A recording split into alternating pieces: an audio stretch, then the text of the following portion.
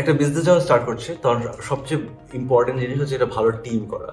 A ভালো team will make or break your business. হ্যাঁ, এবং এই প্রথম যে কয়েকজন তোমার টিমে আসছে তারাই কিন্তু টিমের কালচারটা সেট করে ফেলে। ইন জেনারেল যখন একটা কোম্পানি আমরা শুরু করছি তখন হচ্ছে যে আমাদের দুই ধরনের মানুষ লাগবে।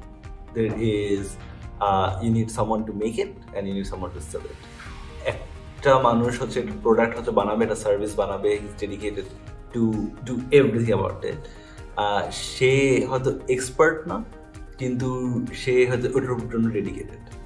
দি other person is a person যে হচ্ছে প্রোডাক্টটা সেল করবে। হ্যাঁ, তোমার প্রোডাক্ট বানানো হচ্ছে, এই প্রোডাক্টটা সে কাস্টমারের কাছে নিয়ে যাবে এবং আরও কাস্টমার নিয়ে আসবে। So that's a to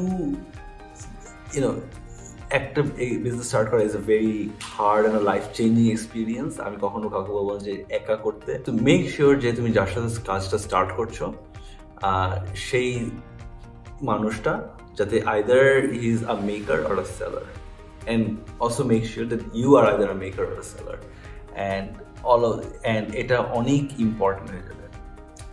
the second thing is that যে হ্যাঁ, এটা তোমার ফাউন্ডার এবং কো ফাউন্ডার এর কোয়ালিটি, বাট তোমার টিমের quality has to have a very strong growth mentality. Growth mentality মানে কি? গ্রোথ মেন্টালিটি মানে হচ্ছে যে আন্ডারস্ট্যান্ডিং যে মাঝে মাঝে তোমরা ফেল করবা, মাঝে মাঝে জিনিসটা ঠিক মতো হবে না, মাঝে মাঝে মানুষজন অনেক মিস্টেক করবে, কিন্তু এই মিস্টেকটা নিয়ে বসে না থাকার চেয়ে এই মিস্টেক থেকে কিছু আমরা শিখে আমরা কীভাবে এগিয়ে যেতে পারবো।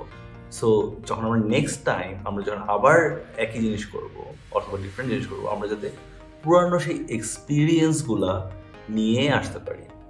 It's kind of like a mental immune system.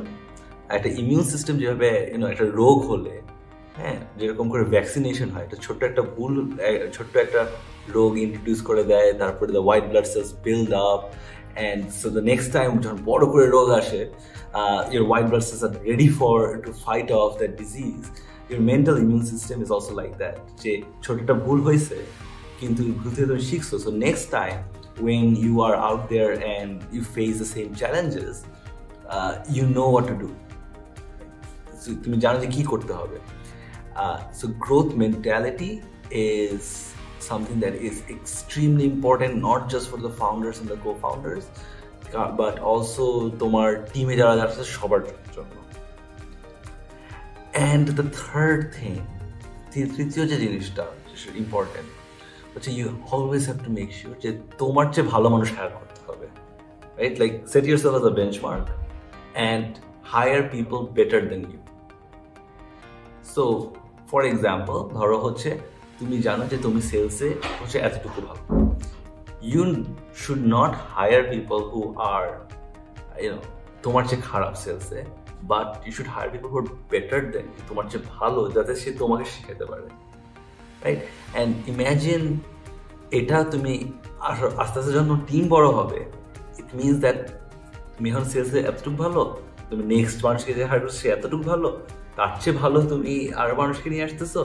So eventually তোমার sales skill for the company, not শুধু তোমার জন্য বাট ফর দ্য কোম্পানি, আরও ইমপ্রুভ করবে, রাইট? অ্যান্ড এরকম শুধু সেলসে না, এটা হচ্ছে সবখানে এরকম একটা স্কিল নিয়ে আসতে হবে। You always have to make sure যে তোমার চেয়ে ভালো মানুষ যাতে কোম্পানিতে আছে। হ্যাঁ, অনেকে আবার এটা করে যে মনে করে যে না আমি সবচেয়ে ভালো, হ্যাঁ, যা আমি সবাইকে শিখাবো। হ্যাঁ, তুমি সবাইকে শেখাতে পারবা না, কারণ তুমি এত ভালো না, তুমি অনেক ইয়াং আছো, হ্যাঁ, এবং there always people better than you. আর তুমি যদি বি প্লেয়ার আনো instead of an A player, B প্লেয়াররা কাদেরকে হায়ার করবে? তারা সি প্লেয়ারকে হায়ার করবে, সি প্লেয়াররা কাদেরকে হায়ার করবে? তারা ডি প্লেয়ারকে হায়ার করবে। অ্যান্ড ইভেনচুয়ালি তোমার কোম্পানিটাও, তোমার বিজনেসটাও will have the players.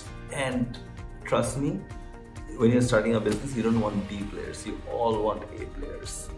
So focus on those three things, have those two types of people, যে একজন হচ্ছে যে maker and the seller, have people with the growth mentality, যারা সবসময় শিখতে চায় এবং নিজেকে ইমপ্রুভ করতে চায়, এবং থার্ড ইজ সবসময় হতেছে নিজের চেয়ে ভালো মানুষ হায়ার করবা, এবং এই তিনটা স্কিল শুধু তোমার জন্য না, তোমার টিমের সবার জন্য লাগবে।